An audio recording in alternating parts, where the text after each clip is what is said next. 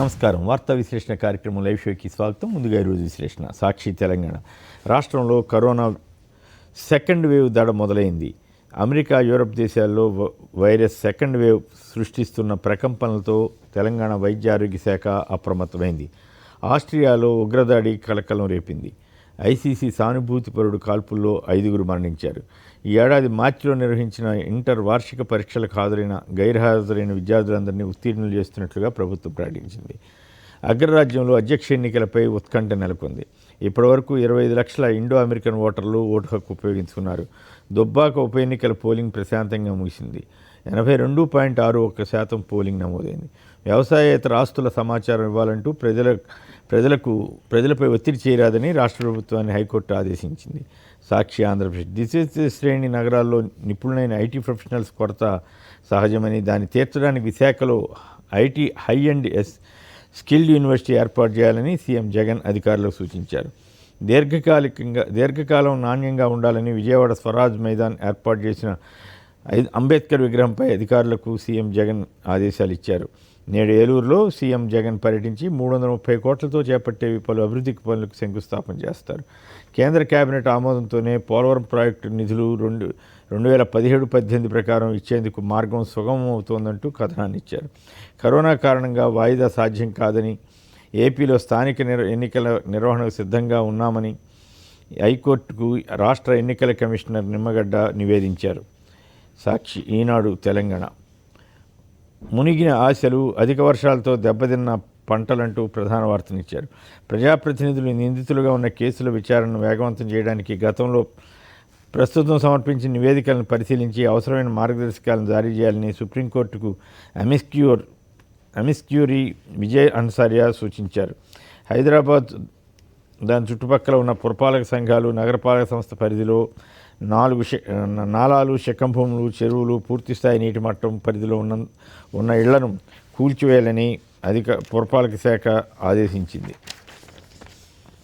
ఈనాడు ఆంధ్రప్రదేశ్ ఏపీలో స్థానిక ఎన్నికల నిర్వహణకు తాము సిద్ధంగా ఉన్నామని రాష్ట్ర ఎన్నికల కమిషనర్ నిమ్మగడ్డ హైకోర్టులో అదనపు కౌంటర్ అఫిడవిట్ దాఖలు చేశారు. మన తెలంగాణ ఈ నెల 13వ తేదీన ఓటర్ల తుది జాబితా ప్రచురించిన తర్వాత ఎప్పుడైనా జీహెచ్ఎంసీ ఎన్నికల నోటిఫికేషన్ జారీ చేయవచ్చని ఎన్నికల కమిషనర్ పార్థసారథి చెప్పారు. ఐటీ వృద్ధితో ప్రపంచ దృష్టిని ఆకర్షిస్తున్న తెలంగాణ రాష్ట్రం లైఫ్ సైన్సెస్ రంగంలోనూ అదే జోరు సాగిస్తోందని కథనాన్ని ఇచ్చారు.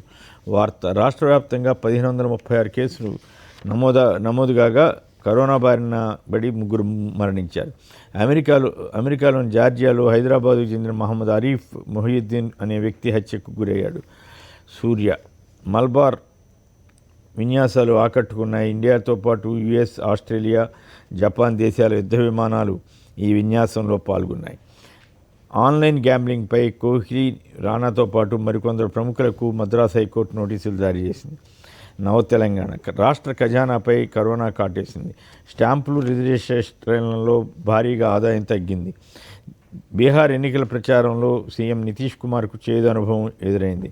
బహిరంగ సభలో ఆయనపై ఉల్లి, రాళ్లతో దాడి చేశారు. మన తెలంగాణ దుబ్బాక ఉప ఎన్నికలో టీఆర్ఎస్ గెలుపు తథ్యమని మంత్రి హరీష్ రావు స్పష్టం చేశారు. బీహార్లో 2వ దశ పోలింగ్లో 54% మంది ఓటు హక్కు వినియోగించుకున్నారు. ఆంధ్రప్రభ దుబ్బాక ఉప ఎన్నికలో టీఆర్ఎస్ గెలుస్తుందని ఎగ్జిట్ పోల్స్ స్పష్టం చేస్తున్నాయి. అమెరికా అధ్యక్ష ఎన్నికల్లో గెలుపుపై ట్రంప్ బిడెన్ ధీమాగా ఉన్నారు. ధరణిలో ఒక్కరోజే 45 లక్షల మంది లాగిన్ అయ్యారు. వెలుగు సన్న వడ్లు పండించిన రైతులు పంటలను అమ్ముకోలేక అవస్థలు పడుతున్నారు. దుబ్బాక ఉప ఎన్నికలో భారీగా నమోదైన ఓటింగ్ ఎవరికి అనుకూలం, ఎవరికి దెబ్బ అన్న దానిపై పార్టీల నేతలు అంచనాలు వేసుకుంటున్నారు. డక్కన్ క్రానికల్ అమెరికా అధ్యక్ష ఎన్నికల తీరుపై ప్రధాన వార్త ప్రచురించారు. బ్యాంకులు సర్వీస్ ఛార్జీలను పెంచడం లేదని కేంద్రం స్పష్టం చేసింది. హిందూ కరోనా వ్యాక్సిన్ పంపకాలపై రాష్ట్రాలకు కేంద్రం పలు సూచనలు చేస్తోంది. టైమ్స్ ఆఫ్ ఇండియా ముంబై ఎయిర్పోర్టుకు ఉగ్రవాదుల నుంచి పెనుముప్పు పొంచి ఉందని, అప్రమత్తంగా ఉండాలని నిఘా వర్గాలు హెచ్చరించాయి. హన్స్ ఇండియా త్వరలో ఆర్మీ చీఫ్ మనోజ్ ముకుంద్ నేపాల్లో పర్యటిస్తారు. ఇండియన్ ఎక్స్ప్రెస్ రానున్న 3 నెలలు కరోనాపై మరింత అప్రమత్తంగా ఉండాలని రాష్ట్ర ప్రజలకు తెలంగాణ వైద్య ఆరోగ్య శాఖ సూచించింది. తెలంగాణ టుడే గత నెల రోజులుగా కేరళ, ఢిల్లీ, పశ్చిమ బెంగాల్, మణిపూర్లో కరోనా కేసులు రెట్టింపు అవుతున్నాయంటూ రెట్టింపు అవుతున్నాయని కేంద్రం తెలిపింది. ఇవి ప్రధానంగా పత్రికలో వచ్చిన వార్తా విశేషాలు, వాటికి సంబంధించిన విశ్లేషణ. ఇప్పుడు చిన్న విరామం తర్వాత లైవ్ షో కొనసాగుతుంది. లైవ్ షోకి తిరిగి స్వాగతం. ఇక అతిథుల పరిచయం. శ్రీ రత్నాకర్ గారు అమెరికాలో ఆంధ్రప్రదేశ్ ప్రభుత్వ ప్రత్యేక ప్రతినిధి, శ్రీ ఆంజనేయరెడ్డి గారు భారతీయ జనతా పార్టీ అధికార ప్రతినిధి, శ్రీ సుధాకర్ బాబు గారు వైఎస్ఆర్ కాంగ్రెస్ పార్టీ శాసనసభ్యులు, ప్రకాశం జిల్లా సంతనూతలపాడుకు ప్రాతినిధ్యం వహిస్తున్న నేత, శ్రీ రాంభూపాల్ గారు సిపిఎం సీనియర్ నేత అనంతపురం నుంచి. ఇక ఈ ఎస్సీసీ వివాదం ఈ విషయాల్లోకి చర్చలోకి వెళ్ళడానికి ముందుగా ఒకసారి అమెరికాలో తాజా పరిస్థితి ఏమిటి, అక్కడ పోలింగు కౌంటింగు జరిగిపోతున్నాయి, వాటి తాజా పరిస్థితి మీద రత్నాకర్ గారు మాట్లాడతారు. రత్నాకర్ గారు చెప్పండి, అమెరికాలో ఈ బిడెన్ లీడ్లో ఉన్నట్లుగా వార్తలు వస్తున్నాయి, వాస్తవ పరిస్థితి ఏమిటి, ఏం జరగబోతోంది అమెరికాలో? నమస్తే సార్. ముందుగా నాకు అవకాశం ఇచ్చినందుకు కేఎస్ఆర్ గారికి, సాక్షి ప్రేక్షకులకు, ఇతర పెద్దలకందరికీ నా నమస్కారము. ఇప్పుడు ఇది టూ అర్లీ సార్. జస్ట్ ఇప్పుడే కొన్ని దగ్గర పోలింగ్ అయిపోతున్నాయి, ఇంకా కొన్ని దగ్గర పోలింగ్ జరుగుతున్నాయి. ఇప్పటి వరకు ఉండే ప్రాథమిక సమాచారం ప్రకారము ఇక్కడ రెగ్యులర్ మీకు తెలిసినట్టుగానే రెడ్ స్టేట్స్ అని, బ్లూ స్టేట్స్ అని ముందుగానే డిసైడ్ అయిపోయింటాయి. అవి మాత్రమే ఉన్నాయన్నట్టు. బ్యాటిల్ గ్రౌండ్ స్టేట్స్ అని, డిసైడింగ్ స్టేట్స్ అని కొన్ని ఉంటాయి అన్నట్టు. వాటిలో ఇంకా టూ అర్లీ అన్నట్టు. ఒక్క సమాచారం ఇప్పుడు చెప్పిందంటే, జనరల్ గా అందరు ఎక్స్పెక్ట్ చేసిందంటే ఫ్లారిడా అనే state which is called as battle ground state. అది దాంట్లో జనరల్ గా డెమోక్రట్స్, బైడెన్ అభిమానులు అందరూ కూడా ఫ్లారిడాలో బైడెన్ ముందంజ ఉండే అవకాశం ఉంది అనుకుంటున్నారు. కానీ ప్రాథమిక సమాచారం ఇప్పుడు 90% ఓట్స్ వచ్చేసాయి. దాని ప్రకారం చూస్తా అంటే మాత్రం అక్కడ ఆ స్టేట్ ను మళ్ళీ ట్రంపే, గత ఎన్నికల్లో ట్రంప్ గెలిచాడు క్లింటన్ గారి మీద, హిల్లరీ మీద. ఇప్పుడు కూడా అక్కడ క్లింటన్ మన ట్రంప్ గారే మళ్ళీ ఆ స్టేట్ ను కైవసం చేసుకునే పరిస్థితి ఉంది. కాబట్టి మరి వేచి చూడాలి. It's too early to say. Okay, అంటే మన దేశంలో ఓటింగ్ జరిగిన తర్వాత కౌంటింగ్కి చాలా గ్యాప్ ఉంటుంది. అమెరికాలో అసలు ఆ ఓటింగ్ సిస్టము అలాగే కౌంటింగ్ సిస్టమ్ ఎలా జరుగుతుందో కూడా వివరిస్తారా? చూడు సార్, ఇక్కడ సేమ్ అంటే ఎలక్ట్రానిక్ ఓట్స్ కాబట్టి పోలింగ్ అయిపోయిన స్టేట్లలో ఇమ్మీడియట్ గా ఆ కౌంట్ అంతా కూడా మన మాదిరి ఇక్కడ గ్యాప్ ఇండియాలో మాదిరిగా 2-3 రోజులు కౌంటింగ్ కోసము తీసుకునేది ఏమి ఉండదు సార్. డైరెక్ట్ గా వాళ్ళు వచ్చిన కౌంట్ అయినటువంటి రిజల్ట్స్ డిక్లేర్ చేస్తా పోతారు. As they are coming open, county wise open చేస్తా పోతారు అన్నట్టు. ఆ కౌంటీ వైజ్ లో పోల్ అయిన పర్సెంటేజ్ ప్రకారం చెప్తా. హలో, కట్ అయినట్లు. చెప్పండి చెప్పండి, మాట్లాడండి. పోలింగ్ అయిపోయిన ప్రదేశాలను బట్టి ఆ కాన్స్టిట్యున్సీలో ఉండే కౌంటీల ప్రకారము వచ్చిన రిజల్ట్స్ ని ఇస్తా పోతారన్నట్టు. పెద్ద ప్రక్రియ, చాలాసేపు టైం పడచ్చు. రాత్రి 12 గంటలు 1 గంట మిడ్ నైట్ అంటే మా అమెరికా టైం ప్రకారం అయ్యేటప్పటికి ఒక చూచాయిగా ఒక అభిప్రాయానికి వచ్చే అవకాశం ఉంటుంది. It is too early. అంటే ఇప్పుడు జనరల్గా ఏమనుకుంటామంటే, ఒక్కసారి ఇక్కడ సర్వేలు నిషేధం కానీ ఇవన్నీ కూడా ఇండియాలో వస్తుంటాయి. ఇక్కడ కూడా ఇండియా డెమోక్రసీ కంట్రీ, అట్లాగే అమెరికా కూడా డెమోక్రటిక్ కంట్రీ. అయితే ఈ ఎన్నికల విధానంలో చాలా మార్పు ఉంటుంది. ఆ తేడాని, అట్లాగే ఇప్పుడు ఈ రిజల్ట్స్ వస్తున్న దాని ప్రభావం మిగతా పోలింగ్ జరుగుతున్న దాని మీద ఏం కనపడదా? కనపడదు సార్. అంటే అదే చెప్పాను కదా మీకు, ఏ స్టేట్ డిసైడ్ అయిపోతాయంటే ముందుగానే అమెరికాలో కొన్ని రెడ్ స్టేట్స్ అని, బ్లూ స్టేట్స్ అని, అంటే రిపబ్లిక్ స్టేట్స్ అని, డెమోక్రటిక్ స్టేట్స్ అని కొన్ని స్టేట్స్ డివైడ్ అయిపోతాయి సార్. వాటి ప్రకారం అది ఇన్ఫ్లుయెన్స్ వేరే వాళ్ళ మీద ఏముండదు. ఈ బ్యాటిల్ గ్రౌండ్ స్టేట్స్ అనేటివి కానీ, స్వింగ్ స్టేట్స్ అనే దాని మీద ఏమీ ఉండదు అన్నట్టు. ఇవి వచ్చేటి బయటకి ఏమొస్తాయంటే, ఇప్పుడు ప్రస్తుతం నేనుండే స్టేటు ఈస్ట్ కోస్ట్ లో కర్ణాటక, దీన్ని బ్లూ స్టేట్ అంటారు, డెమోక్రటిక్ స్టేట్. ఇది బై డిఫాల్ట్ ఎలక్షన్ ముందే మీకు చెప్పేయచ్చు. ఎగ్జాంపుల్ చెప్పాలంటే వైఎస్ఆర్ కాంగ్రెస్ పార్టీకి పులివెందుల లాగా అనుకోండి, సింపుల్. అట్లా కొన్ని స్టేట్లు ఉన్నాయి ఇక్కడ. ఇప్పుడు మ్యాసచ్యూసెట్స్, జేఎఫ్కే గారి ప్రఖ్యాత American president John F Kennedy గారి సొంత ఊరు మ్యాసచ్యూసెట్స్, మా పక్క స్టేట్, అది democratic state. New York democratic state, New Jersey democratic. అట్లనే Texas red state, Republican state. Oklahoma, ఇట్లా కొన్ని స్టేట్ డివైడ్ అయిపోయినట్టు వాటి ముందుగానే తెలుసు అన్నట్టు. కాబట్టి ఆ ఎఫెక్ట్ వీటి మీద ఏం పడదు. ఇప్పుడు కాలిఫోర్నియా ఉంది, పెద్ద స్టేట్, వెస్ట్ కోస్ట్ లో డెమోక్రటిక్ స్టేట్ అన్నట్టు. సో ఏవైతే బ్యాటిల్ గ్రౌండ్ స్టేట్స్ ఉన్నాయో వాటి రిజల్ట్స్ రావడం వచ్చినట్టు డిస్కౌట్ చేస్తా పోతుంటారు. ఓకే, అయితే ఇప్పుడు మీ అంచనా ఎట్లా ఉంది? సరే, టూ ఇయర్లీ కావచ్చు, అంటే మీరంతా ఇండియన్ ఓటర్స్ ఇటువైపు మొగ్గు చూపారు ఎక్కువగా? జనరల్ గా నాకున్న సమాచారం ప్రకారం ఇండియన్స్ ఎక్కువగా డెమోక్రటిక్స్ కు ఫేవర్ ఉంటారు సార్ ఇక్కడ ఈ కంట్రీలో. ఓకే, బట్ ఈసారి కొంత చాలా ఫ్యాక్టర్స్ ఉన్నాయి ఈసారి అన్నట్టు. ఒకటి పాండమిక్ కోవిడ్ సిచ్యువేషన్ అయితేనేముంది, ఎకనామిక్ సిచ్యువేషన్ ఏమైతేనేముంది, ఎన్నడూ లేని విధంగా అమెరికాలో నల్ల జాతి మీద వివక్ష ఉంది అన్న కొన్ని ఘర్షణ జరగడం అయింది. ఇది కొంచెం very very tough elections. So చెప్పడం చాలా కష్టం అని చెప్పండి సార్. అంటే బ్లాక్ వైట్ మధ్య అంతరం రావటం వల్ల మళ్ళీ ట్రంప్కి అడ్వాంటేజ్ ఉందని కూడా ఒక వాదన ఉంది కదా, కరోనా మైనస్ ఉన్నప్పటికి కూడా. మనము జనరల్ గా మాట్లాడుకుంటే బ్లాక్స్ మైనారిటీస్ కాబట్టి బ్లాక్స్ ఎంతైతే ఎక్కువ ప్రమోషన్ చేశారో ఓటేయమని, డెమోక్రట్స్ బొమ్మని, అంత ఇక్కడ ఉండే తెల్ల జాతీయుల్లో ట్రంప్ కు ఫేవర్ గా ఉందనేది ఒకవైపు కొంతమంది విశ్లేషణ, వాదన కూడా సార్. మీరు correct. Okay, right. Sudhakar Babu గారు, మీరు కూడా ఏమైనా మాట్లాడతారు? అమెరికా అధ్యక్ష ఎన్నికల్లో ఏం జరుగుతుందని మీరు ఊహిస్తున్నారు? సంక్షిప్తంగా ఇది మాట్లాడిన తర్వాత మనం ఎస్సీసీ వ్యవహారంలోకి వెళ్దాం. రత్నాకర్ గారి సోదరులకి గుడ్ మార్నింగ్ సార్. ఇలాగైనా సాక్షి టీవీ ద్వారా చూడగలిగాం. మీ విశ్లేషణ చాలా బాగుంది. ట్రంప్ గెలిచినా బైడెన్ గెలిచినా భారతదేశానికి భారతదేశ రక్షణకు కావాల్సిన మద్దతును ఇరువురు ప్రకటించిన విధానంలో రెండు వ్యత్యాసాలు ఉన్నాయి. ఏదైనా ట్రంప్ హయాంలో భారతదేశానికి మేలు జరిగినా లేదనేదే ప్రధానమైన అంశం. అక్కడ జరుగుతున్న ఎలక్షన్ విధానం అంతా కూడా ఆహ్వానించదగినదే. అల్లర్లు ఉండవు, చాలా కూల్గా ఓట్లు వేస్తారు. ఎవరికి నచ్చిన వాళ్లకు ఓటు వేసుకొని వాళ్ళ అభిప్రాయాన్ని వెల్లడించేటువంటి సాంప్రదాయం ఆహ్వానించదగిన విశేషం. కానీ భారతదేశానికి సంబంధించిన రక్షణ వ్యవహారాలు కానివ్వండి లేదా ద్వైపాక్షిక సంబంధాల విషయంలో మరింత మెరుగ్గా ఎవరు గెలిచినా కూడా నూతన అధ్యక్షుడితో భారతదేశ సంప్రదింపులు మరింత మెరుగ్గా ఉండాలని వైఎస్ఆర్ కాంగ్రెస్ పార్టీ ఆలోచిస్తుంది. రైట్. ఆంజనేయ రెడ్డి గారు. కేసీఆర్ గారు, అందరికీ నమస్కారాలు. అమెరికా ఎన్నికల విధానం కొంత సంక్లిష్టమైన ఎన్నికల విధానం. మనలాగా నేరుగా బీఫార్మీ చేస్తే పోయి నామినేషన్ వేసి ఎన్నికల్లో పోటీ చేసే పరిస్థితి ఉండదు.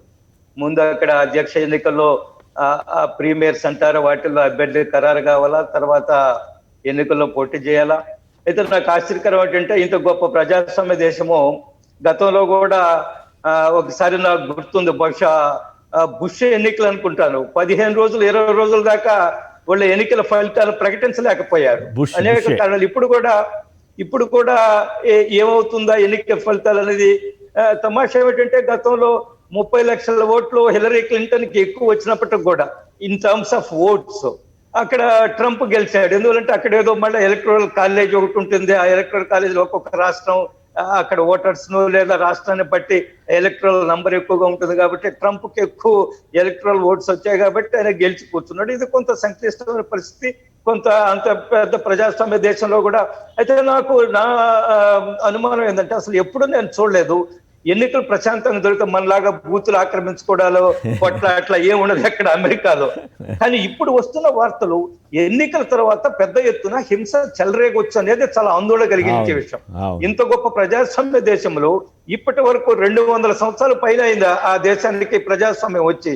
ఎప్పుడు కూడా బహుశా ఈ పరిస్థితులు ఉన్నాయని అనుకోలేదు. నేను గత 35-40 సంవత్సరాల నుంచి రాజకీయాల్లో ఉన్నాను, రాజకీయాలు పరిశీలిస్తున్నాను. అమెరికా ఎన్నికల్లో అయిన తర్వాత పెద్ద ఎత్తున హింస చెలరేగుతుంది అనేది చాలా ఆశ్చర్యకరంగా ఉంది. ఏమిటి అంత గొప్ప ప్రజాస్వామ్య దేశంలోని ఒకటి మన దేశానికి సంబంధించినంత వరకు ఎవరు గెలిచినప్పటికీ కూడా భారతదేశము అన్ని దేశాలతో సత్సంబంధాలు కలగాలని కోరుకుంటారు. ఎవరు గెలిచినప్పటికీ ఇక్కడ ప్రభుత్వంతో ప్రజలతో సత్సంబంధాలు కలిగి ఉంటాం. అమెరికా మనకి భారతదేశానికి ఒక నమ్మకమైన మిత్రుడు, అందులో ఏం అనుమానం లేదు. ఒక నమ్మకమైన మిత్ర దేశము. భారతదేశానికి ఏదైనా అవసరం వచ్చినప్పుడు ఈ మధ్య కాలంలోనే మన ఈ మిలిటరీ ఒప్పందాలు కూడా చేసుకోవడం జరిగింది. ఎవరు గెలిచినప్పటికీ కూడా భారతదేశం విల్ హ్యావ్ గుడ్ రిలేషన్, మంచి సంబంధాలు కలుగుతుంది. ఒకటి, ఈరోజు డెమోక్రటిక్ అభ్యర్థి ఉపాధ్యక్షురాలుగా పోటీ చేస్తున్నామే. భారతదేశ నుంచి వెళ్ళిన భారతదేశం ఆరిజిన్స్, భారతదేశంలో పుట్టకపోయినా భారతదేశం ఆరిజిన్స్ ఆమెకు ఉన్నాయి. కానీ ఆ మధ్య కాలంలో ఆమె ఈ కాశ్మీర్, జమ్మూ కాశ్మీర్ విషయంలో 370 ఆర్టికల్ విషయంలో కొంత భారత ప్రభుత్వానికి వ్యతిరేకంగా, భారత ప్రభుత్వాల ప్రజల సెంటిమెంట్ కి వ్యతిరేకంగా మాట్లాడింది అనేది మనం వార్తల్లో చూస్తున్నాం. ఏది ఏమైనప్పటికీ కూడా ఎవరు గెలిచినా భారతదేశము మంచి సంబంధాలు కలిగి ఉంటుంది. నాకు తెలిసినంత వరకు అమెరికా భారతదేశం ఒక మంచి మిత్ర దేశం. రైట్. రాంభూపాల్ గారు. సార్, ఒకటి, అందరికీ నమస్కారం.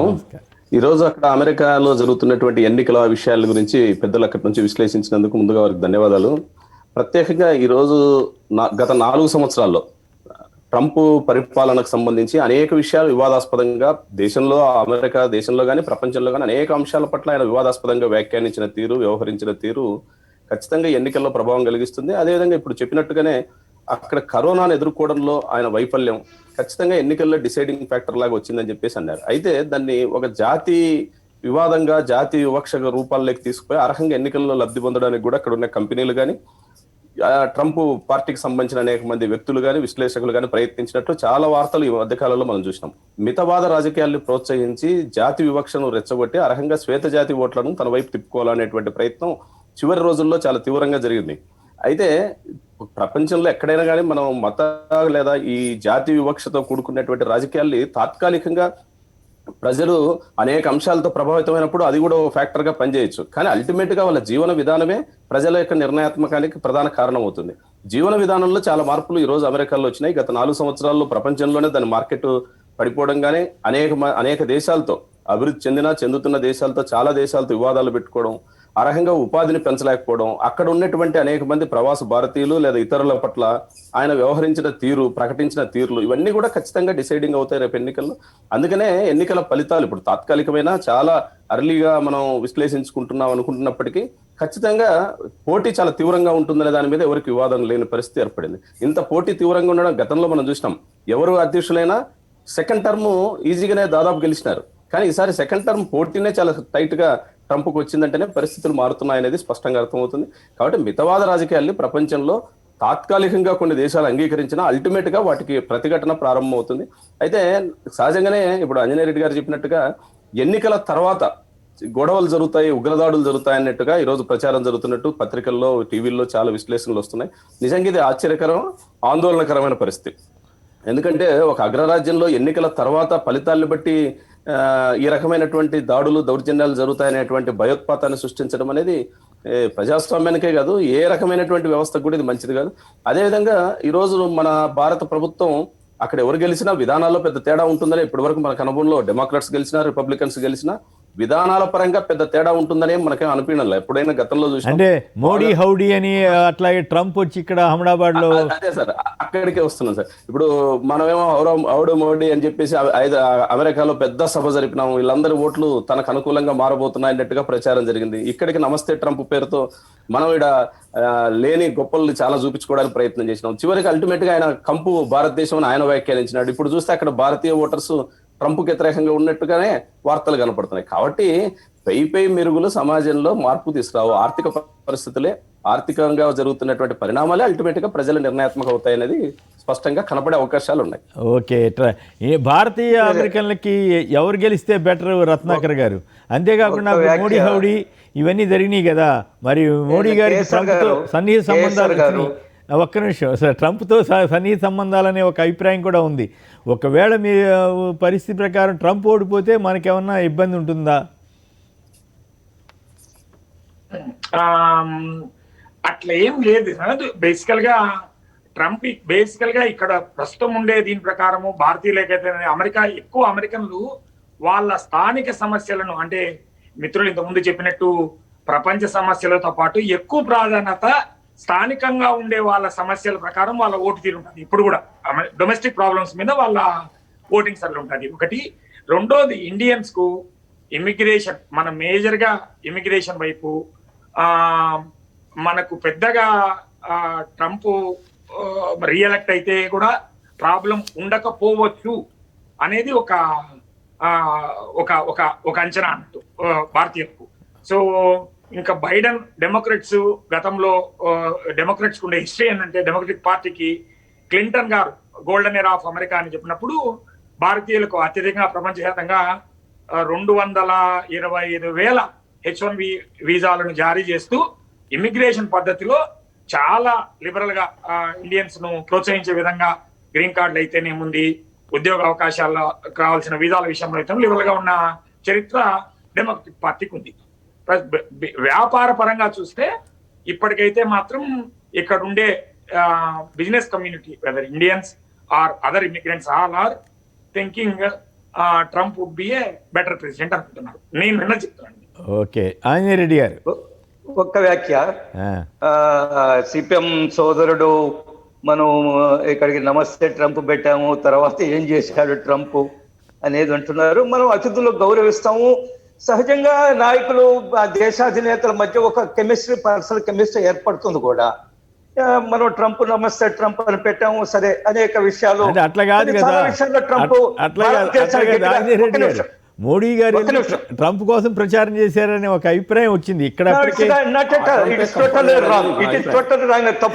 తప్పుడు మిస్కోట్ చేశారు. ఎక్కడ కావాలంటే మీరు చూడండి, మిస్కోట్ చేశారు. ఒకటి. రెండోది, మనం అమెరికా చైనా అధ్యక్షుడు భారతదేశానికి వచ్చినప్పుడు మహాబలిపురం తీసుకుపోయి అద్భుతమైన ఆతిథ్యం ఇచ్చాం.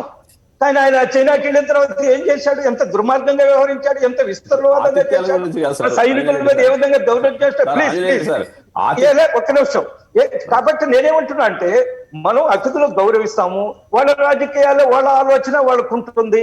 మన యొక్క భారతదేశం యొక్క ప్రయోజనాలు కాపాడడం కోసము మనం ఎప్పుడూ కూడా ప్రయత్నం చేస్తుంటాము.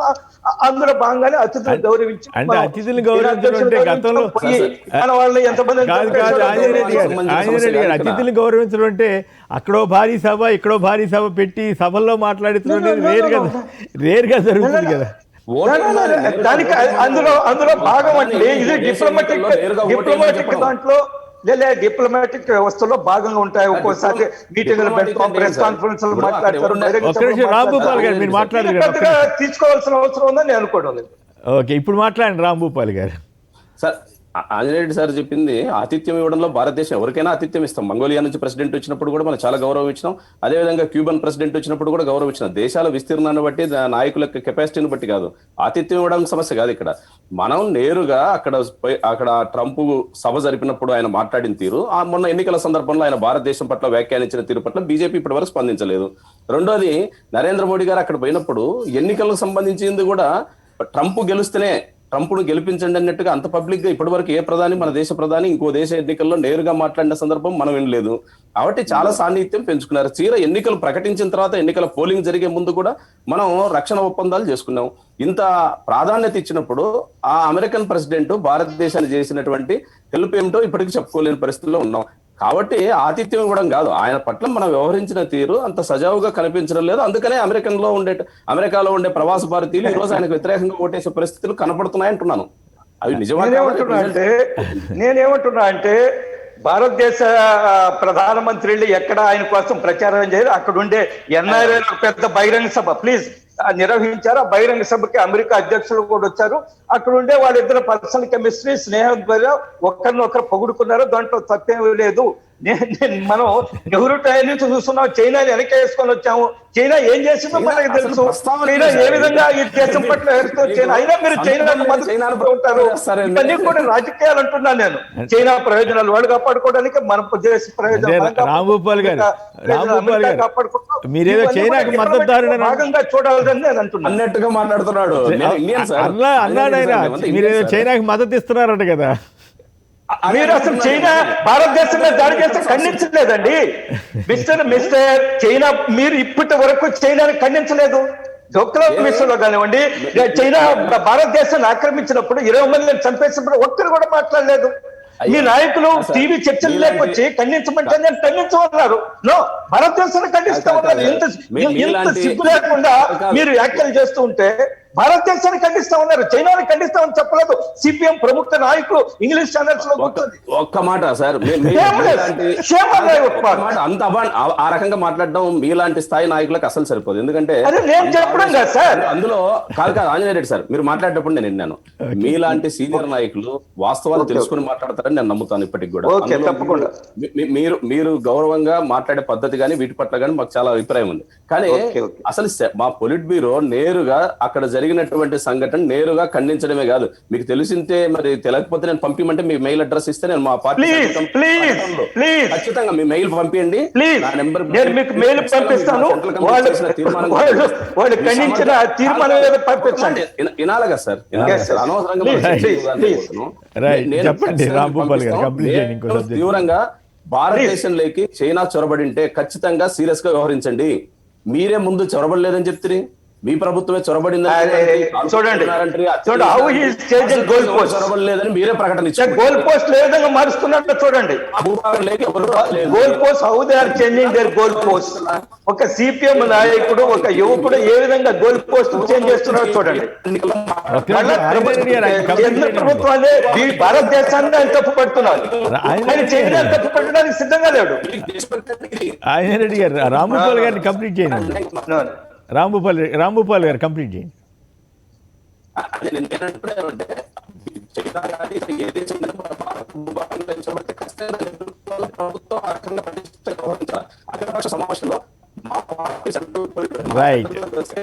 Right okay. ఫైనల్గా రత్నాకర్ గారు చెప్పండి, మోడీ హౌడీ అట్లాగే గుజరాత్లో నమస్తే ట్రంప్ ఇవన్నీ జరిగినాయి కదా, వీటి ప్రభావం ఏమి లేదా అనేది ఇప్పుడు వారు సరే సిపిఎం వర్సెస్ బీజేపీ కొన్ని ఇష్యూస్ మీద నడిచింది, అది వేరే విషయం. ఫైనల్గా మీరు అది చెప్పండి, ఆ ప్రభావం ఎట్లా ఉంటుంది, ఎవరు గెలిస్తే ఇండియాకి బెటర్గా ఉండే అవకాశం ఉంది? నేను రెండుగా చెప్తాను సార్. ఒకటి ఏంటంటే బేసికల్ గా మన భారతీయులు ఎన్ఆర్ఐలు అంటే మాలాంటి వాళ్ళు ఉండేది అమెరికాలో ఉండే ప్రదేశాలు, ఒకవైపు కోస్తా, అటువైపు వెస్ట్ కోస్ట్ లో కాలిఫోర్నియాలో ఐటీ ప్రాధాన్యత, ఇటువైపు న్యూయార్క్ న్యూజెర్సీ వైపులో మనం ఎక్కువ ఉంటాం, వర్జీనియా. ఇవన్నీ కూడా మనం డిసైడింగ్ చేసే ఫ్యాక్టర్లు మార్చగలిగే అంత ఓటర్ల స్థాయి మనది కాదు, అది ఖచ్చితంగా చెప్పగలను. ఒకటి. రెండు, ట్రంప్ ఇక్కడ ఈ ఎలక్షన్ క్యాన్వాస్ లో ఏమైనా కూడా ఏంటంటే కామన్ గా మనం ఎందుకు అయిపోతున్నామంటే వైరస్ పాండమిక్ ఏదైతే ఆయన ఎలక్షన్ ఫ్యాక్టర్ ఉందో అది చైనా మీద వేసి ప్రతి దగ్గరలో పోతున్నాడు. భారతదేశం మీద ఏమన్నాడు అనేది మైనర్ కానీ ఆయన తిరిగే కామన్ ఫ్యాక్టర్ ప్రపంచం అంతా ఇప్పుడు చైనాను శత్రువుగా చూస్తుంది కాబట్టి ఆయన క్యాన్వాస్ లో కూడా ఇక్కడ మేమైతే అది వింటున్నాము. ఇంకా మూడోది, ఏ ప్రెసిడెంట్ వచ్చినప్పటికీ భారతదేశం భారతీయుల మీద ఇక్కడ ఎప్పుడు కూడా మన మీద ఒక అభిప్రాయం ఏంటంటే సార్, కష్టపడి చదివి ఏదైనా మనస్తత్వం ఉండి ఒక సంస్థకు కానీ తమ చుట్టుపక్కల ఉండే సొసైటీకి కానీ మేలు చేసే జాతిగానే మన భారతీయులను ఇక్కడ సొసైటీ గుర్తిస్తారు డెఫినెట్ గా. సో ఇప్పుడు మనం మీకు తెలిసినట్టే కాకుండా ప్రాధాన్యత మనకు కూడా గత దశాబ్ద కాలంలో బాగా పెరిగింది. మైక్రోసాఫ్ట్ సిఇఓ అని కానీ, గూగుల్ కానివ్వండి, ఇంకా ప్రధానమైన ఇక్కడ ఉండే పెద్ద పెద్ద ఇండస్ట్రీల్లో కూడా మన స్థానం పెరగడం వలన భారతీయులకు మంచి గౌరవం ఉంది. కాబట్టి ఇక్కడ ఉండే వాళ్ళని బట్టే ప్లస్ భారతదేశం ఇప్పుడు ఒక పెద్ద ప్రపంచంలోనే అతిపెద్ద డెమోక్రటిక్ కంట్రీ మంది, ప్లస్ గ్లోయింగ్ కంట్రీ, మార్కెటింగ్ కానీ అమెరికా ఏది చూసినా అమెరికా క్యాపిటలిస్ట్ కంట్రీ, వ్యాపార దృష్టిలో చూస్తుంది సార్. సో ఆ దృష్టిలో ఏ ప్రెసిడెంట్ వచ్చినప్పటికీ భారతదేశానికి మంచిగానే చూడాలి, తప్పనిసరి పరిస్థితి వాళ్ళకి. ఓకే, అంటే మోడీ హౌడీ అని అప్పుడు ప్రచారం జరిగింది కదా, మోడీ గారు వెళ్ళి అక్కడ ప్రచారం చేశారని, నమస్తే ట్రంప్ అని ఇక్కడ, అది ఎంతవరకు వాస్తవం? అదే ఇప్పుడు మీ పెద్దలందరూ మాట్లాడుకుంటారు కదా, దాంట్లో కొంత మాత్రమే వాస్తవం ఉంది. బేసికల్ గా ఇక్కడ ఏంటంటే మోడీ ప్రధానమంత్రిగా స్పెషల్ గా నాకుండే అవగాహన ప్రకారం ఏంటంటే ఇక్కడ గుజరాత్ రాష్ట్రానికి సంబంధించిన వాళ్ళు ముందు నుంచి అమెరికాలో మన తెలుగు వాళ్ళకంటే ఎక్కువ ప్రాధాన్యత బిజినెస్ లో ఉండడం వల్ల ఆయన ఆహ్వానం మీద రావడము, ఆ టైంలో ట్రంప్ ప్రెసిడెంట్ గా ఉన్నాడు కాబట్టి ప్రెసిడెంట్ గా అతని బాధ్యత ఇక్కడ బిజినెస్ కమ్యూనిటీ, గుజరాతీలు బాగా బిజినెస్ కమ్యూనిటీ, పాలిటిక్స్ లో యాక్టివ్ ఉంటారు అందరికన్నా. భారతదేశం నుంచి వచ్చిన చిన్న చిన్న రాష్ట్రాలు, మిగతా రాష్ట్రాలు ఇప్పుడు తెలుగు వాళ్ళు కానీ తమిళ కంటే గుజరాతీలు ఇక్కడ ఆర్థికంగా స్థిరపడి చాలా రోజుల నుంచి ఓట్ల విస్తరణ ఆర్థికంగా ముందుంటారు కాబట్టి ఆ రకంగా జరిగిన తప్పనిస్తే అది వేరే విధంగా మనం తీసుకునేదానికి అవకాశం లేదు. రైట్. ఫైనల్గా మీకేమైనా అంచనా ఉందా, లేక మీరు కూడా టఫ్ ఫైట్ అని అనుకుంటున్నారా? నేను కూడా ఇది కొంచెం చూస్తా అంటే నిన్నటి మొన్నటి వరకు అంచనాలు, ఇప్పుడు రిజల్ట్స్ అర్లీ స్టేజ్ అంటే ఇది long way to go sir. Tough అయితే అంత ఈజీగా అంటే బయట ఇప్పుడు మామూలుగా మన ప్రచార సాధనాల్లో అంచనాలు పోల్స్ లో వచ్చినట్టుగా బైడెన్ అంత ఈజీగా లేదనేది ఇప్పటి వరకు అయితే నా అంచనా. రైట్, ధన్యవాదాలు. చెప్పండి, కంప్లీట్ చేయండి, చెప్పండి. ఫ్లారిడా స్టేట్ ను దృష్టిలో పెట్టుకొని నేను నాకుండే సమాజం ఫ్లారిడా, నేను కూడా అంటే స్వతహాగా మా టైం అంతా మేము ఆంధ్రప్రదేశ్ భారత రాజకీయాల మీద స్పెండ్ చేస్తాను ఇక్కడ ఉన్నప్పటికీ, బట్ అక్కడక్కడ చూడడంతో నేను కూడా ఫ్లారిడాలో టఫ్ ఫైట్ ఎడ్జ్ బైడెన్ అనుకున్నాం, కానీ అదేం హిల్లరీకి డామినేషన్, హిల్లరీ క్లింటన్ గారు గత ఎలక్షన్లు ఇవ్వడం దానికంటే కూడా కొన్ని ప్రదేశాల్లో బైడెన్ వెనకబడినట్టు ప్రాథమిక సమాచారం ఉంది. కాబట్టి కొంచెం టఫ్ ఎలక్షన్స్ ఇంకా చూడాలి సార్. పెన్సిల్వేనియా బైడెన్ కు తన సొంత state, Ohio, North Carolina, Georgia, ఈ స్టేట్లన్నింటినీ battle ground states, swing states అంటారు. వీళ్ళు ఎట్లుంటారంటే ఇక్కడ ప్రెసిడెంట్ యొక్క పనితీరును, గత 4 ఏళ్ళు ప్రెసిడెంట్ చేసిన పనితీరు, ఇక్కడ ఉద్యోగ అవకాశాలు, అలాగే హెల్త్ కేర్ మీద ఎట్లుంది, తర్వాత ముఖ్యంగా ఇప్పుడు పాండమిక్ సిచ్యువేషన్ లో అది వాళ్ళకి ఏ రకంగా మేలైంది, పాండమిక్ కంట్రోల్ చేసి ప్రాణాలు నిలబెట్టగలిగినాడా, లేకుంటే పాండమిక్ లిబరల్ చేసి బిజినెస్ ను నడుపుకునే విధానం చేసినాడా దాని మీద బట్టి మిగతా స్టేట్లలో అంతా డెసిషన్ ఉంటుంది సార్. రైట్, ధన్యవాదాలు రత్నాకర్ గారు. మీరు ఈ కార్యక్రమంలో పాల్గొని మీ అభిప్రాయాలు, అక్కడ అమెరికాలో ఉన్న పరిస్థితుల మీద సాధ్యమైనది ఎక్కువగా వివరించారు. అయితే మీరు చెప్తున్న దాని ప్రకారం హోరాహోరీగా ట్రంప్ పూర్తిగా వెనకబడిపోయినట్లు కాదు, బైడెన్ ముందుకెళ్ళినట్లుగా చివరిదాకా చెప్పలేమంటున్నారు. చాలా ఫైట్ ఫ్లోరిడా స్టేట్ ఆధారంగా చూస్తే చాలా టైట్ అయ్యే అవకాశం ఉందంటున్నారు. మరి ఏం జరుగుతుందో చూద్దాం. లైవ్ షోకి తిరిగి స్వాగతం. ఇక మళ్ళీ ఆంధ్రప్రదేశ్లో రాష్ట్ర ఎన్నికల కమిషనర్ వ్యవహరిస్తున్న తీరు కానీ, ప్రభుత్వంపై చేస్తున్న ఆరోపణలు కానీ, మరియు అసలు ప్రభుత్వంతో సంప్రదింపులు సరిగా జరగకుండా తనకు ప్రభుత్వం సహకరించడం లేదని చెప్తున్న తీరు కానీ, అసలు ప్రభుత్వం సహకరించాలా, వారు ప్రభుత్వాన్ని సహకరించాలా, మరి ఆయన రాజకీయ పార్టీలతోటి కలిసిన తీరు కానీ, అట్లాగే అంతకుముందు రహస్య సమావేశాలు జరిపిన తీరు కానీ, వీటన్నింటినీ హైకోర్టు వారు పరిగణలో తీసుకుని వ్యాఖ్యలు చేస్తున్నారా, లేక ఎస్ఈసి చెప్పిన దానికే ఎక్కువగా మొగ్గు చూపుతున్నారా? ఈ పరిస్థితి ఏం జరుగుతుంది, ఏం జరిగే అవకాశం ఉంది? ముందుగా సుధాకర్ బాబు గారు చెప్పండి, నిన్న జరిగినటువంటి హైకోర్టులో విచారణ కానీ, లేదా ఎస్ఈసి నిమ్మగడ్డ రమేష్ కుమార్ గారి వాదన కానీ, హింస అనే ఒక మళ్ళీ కొత్త అంశాన్ని తీసుకురావడం కానీ, వీటన్నిటిపైన మీ అభిప్రాయం ఏంటి? తొలి నుంచి రమేష్ కుమార్ గారి యొక్క వ్యవహార శైలి పూర్తిగా అభ్యంతరకరంగా ఉంది. ఒక రాజ్యాంగ సంస్థకు ప్రాతినిధ్యం వహిస్తూ, నాయకత్వం వహిస్తూ, బాధ్యతగా వ్యవహరించాల్సిన రాష్ట్ర ఎన్నికల కమిషనర్ గారు ఏకపక్ష ధోరణితో, కుట్రపూరితమైన ధోరణితో, అలాగనే బయాస్డ్గా గౌరవ స్థానాల్లో ఉన్నటువంటి మంత్రివర్యులను, ఎమ్మెల్యేలను, ఎంపీలను, ప్రధాన నాయకులను ఉద్దేశిస్తూ కేంద్రానికి లేఖ రాసిన విశేషాలు రాష్ట్ర ప్రజలకు, ప్రపంచంలో ఉన్న తెలుగు వారందరికీ తెలిసిన విషయం. అప్పటి నుంచి చెలరేగిన వివాదం అంటే, తొలిలో కరోనా పేరుతో ఆయన వాయిదా వేసినప్పుడు గౌరవ ముఖ్యమంత్రి గారు ప్రెస్ కాన్ఫరెన్స్ పెట్టి రాష్ట్ర ప్రభుత్వాన్ని కనీసం సంప్రదించకుండానే ఏకపక్షంగా నిర్ణయం తీసుకున్నారు ఎన్నికల కమిషనర్ గారు అనేది పూర్తి స్థాయి సారాంశం.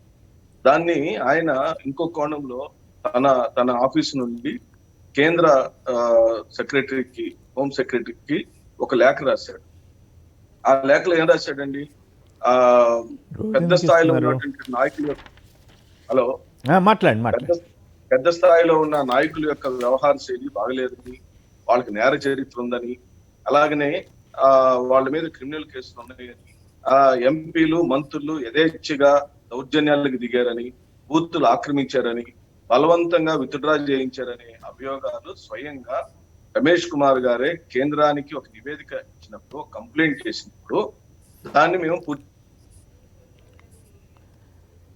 హలో కొంచెం ఫ్రీజ్ అయినట్లుంది. ఆయన రెడ్డి గారు చెప్పండి, మరి ఇప్పుడేమో అంటే ఏకపక్షంగా అలా ఎలా మాట్లాడగలుగుతాడు? ఓకే, ఆయన అలా మాట్లాడినప్పుడు ఆయన ఆ స్థానంలో ఉంటే ఇప్పటికే అధికార పార్టీ ఎంపీల మీద, మంత్రివర్యుల మీద, స్వయాన ముఖ్యమంత్రి గారి మీద ఒక అభిప్రాయాన్ని ఆయన మైండ్ లో పెట్టుకొని ఆయన రేపు ఎన్నికలను సక్రమంగా నిర్వహిస్తారా లేదనేది $1 మిలియన్ క్వశ్చన్ గా సామాన్య ప్రజలకు ఉంది. ఇదేమి అర్థం కాని ప్రజలేం లేదండి, కన్ఫ్యూజన్ లో ఎవరూ లేరు. రమేష్ కుమార్ గారి యొక్క వ్యవహార శైలి వల్ల జరుగుతున్నటువంటి అవరోధాలే కానీ రాష్ట్ర ప్రభుత్వం ఎప్పుడు కూడాను అసలు మేము అడుగుతున్నాం ఈ రోజున, నారా చంద్రబాబు నాయుడు ముఖ్యమంత్రి కాకముందు ఆగిపోయిన స్థానిక సంస్థల ఎన్నికలు ఆయన ముఖ్యమంత్రి అయిన తర్వాత నిర్వహించాల్సిన 2000 సరిగ్గా నాకు సంవత్సరం 2018లో నిర్వహించాల్సిన స్థానిక సంస్థల ఎన్నికలను ఏ ఉద్దేశంతో రమేష్ కుమార్ అదే స్థానంలో ఉండి ఆపాడు? అప్పుడు కరోనా ఉందా, లేకపోతే కరోనా లేదా, లేకపోతే ఎన్నికల్లో పోటీ చేస్తే నారా చంద్రబాబు నాయుడు ఓడిపోతాడు కాబట్టి చంద్రబాబు నాయుడుకి అనుకూలమైన నిర్ణయాలు తీసుకున్నారు అనేది చాలా పెద్ద సమస్య. ఇప్పుడు ఆయన ఏమంటున్నారు, మళ్ళీ కోర్టుకు వెళ్ళాడు. కోర్టు ఏమంటుంది, ప్రభుత్వాన్ని పదే పదే మీరు ఎందుకు ఎన్నికల కమిషనర్ కి సహకరించట్లేదు అంటున్నారు. మాకు పూర్తిగా కోర్టుల మీద, న్యాయస్థానాల మీద, న్యాయమూర్తుల మీద గౌరవం ఉంది, మాకు విధేయత ఉంది. ఆ తీర్పులను మేము కట్టుబడి ఉండాల్సినటువంటి ఆవశ్యకత ఉంది, ఎందుకంటే రాజ్యాంగపరమైనటువంటి విధులు నిర్వర్తిస్తున్న ప్రతి ఒక్కళ్ళే. కానీ రమేష్ కుమార్ రాసిన లేఖను కూడా ఎక్కడ కోర్టు ఉచ్చరించలేకపోవటం మాకు ఆశ్చర్యం గురి చేస్తుంది.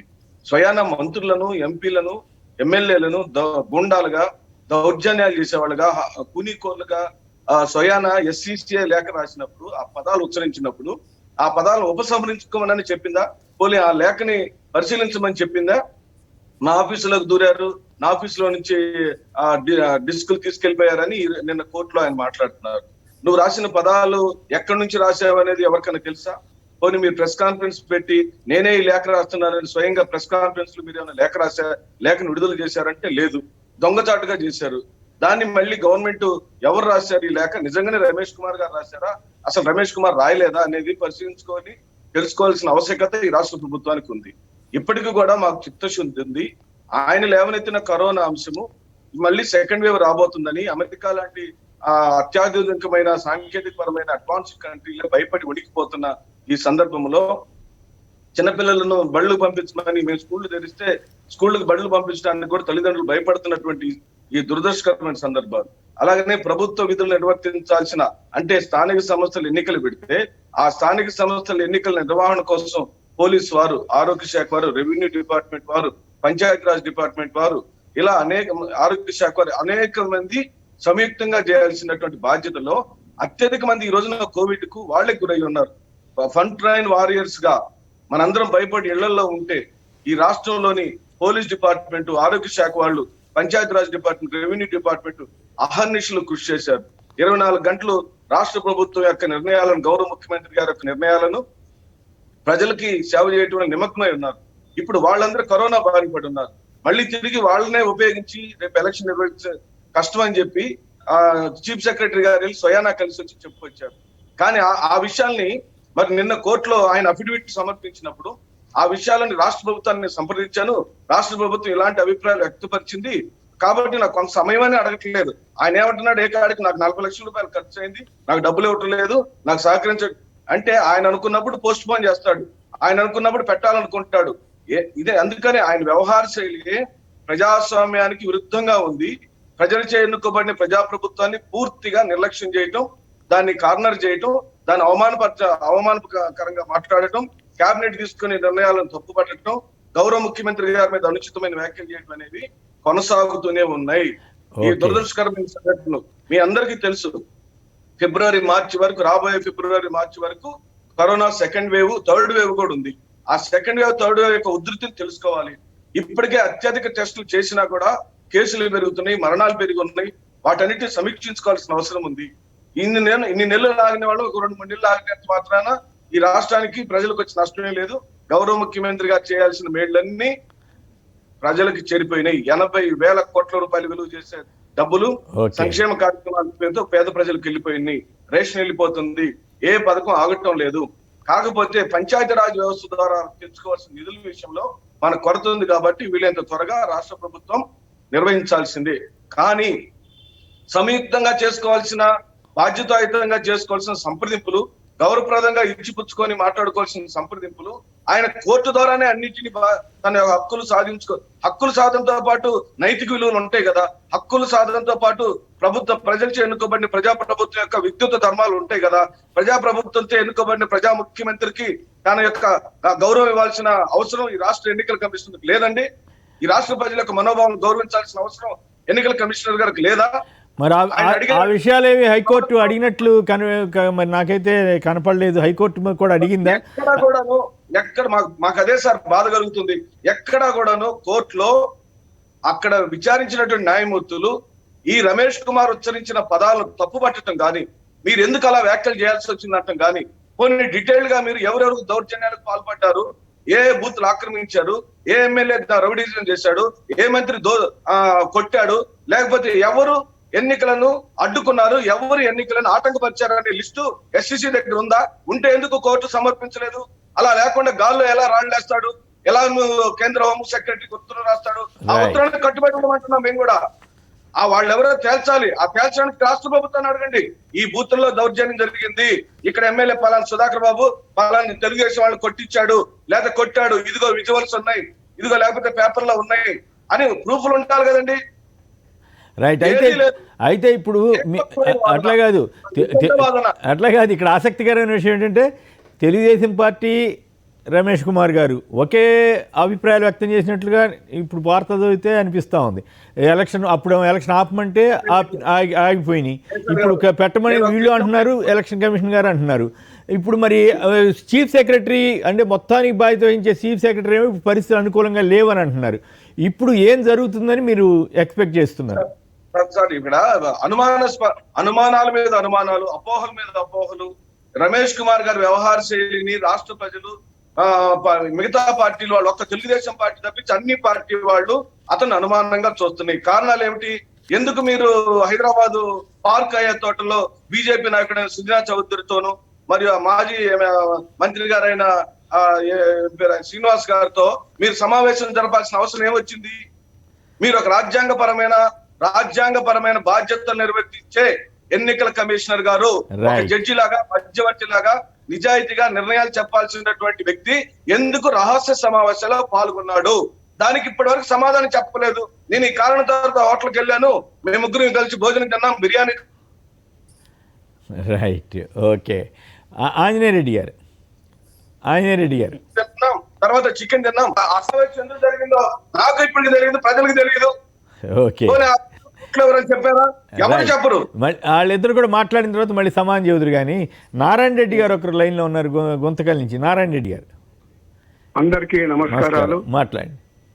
భారతదేశంలో ఏ ఎన్నికల అధికారి, రాష్ట్ర ఎన్నికల అధికారి రాష్ట్ర ప్రభుత్వాలను సంప్రదించే ముందుకెళ్తున్నాయి కానీ ఈయన కేవలం కులపిచ్చితో రాష్ట్ర ప్రభుత్వాన్ని సంప్రదించకుండా ఎలక్షన్లు వాయిదా వేయడము, అదే విధంగా ప్రతిపక్ష నాయకులను కానీ ఇతర పార్టీ వాళ్ళని కానీ సమన్వయం చేసుకోకుండా ముందుకు పోవడమే పెద్ద పొరపాటు. ఈ హైకోర్టు ఎందుకు క్షమించిందని కూడా నేను ప్రశ్నిస్తున్నాను.